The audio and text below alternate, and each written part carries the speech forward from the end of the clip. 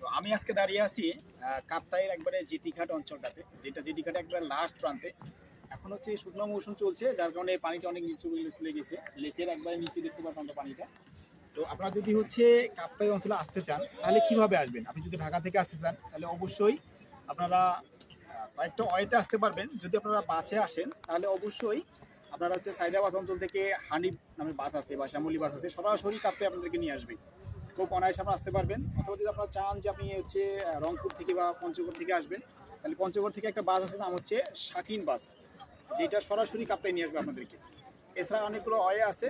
আর আপনারা যদি বলেন যে আমি চট্টগ্রাম শহর থেকে আসবো, তাহলে চট্টগ্রাম শহর থেকে আসতে গেলে আপনাকে অবশ্যই কাপ্তাই রাস্তা মতো থেকে আসতে হবে। এরপর এখান থেকে আপনারা সিএনজি নিয়ে সরাসরি আসতে পারেন। অথবা বদ্রাহাট থেকে আপনারা এখানে এবি ট্রাভেলস আছে অথবা হচ্ছে শাহমত আছে, এগুলো চড়ে আপনারা এই কাপ্তাই অংশটা আসতে পারেন। এটা প্রাকৃতিক একটা মনোরম জায়গা, যে জায়গায় আসলে আপনাদের মন প্রাণ খুবই জুড়িয়ে যাবে।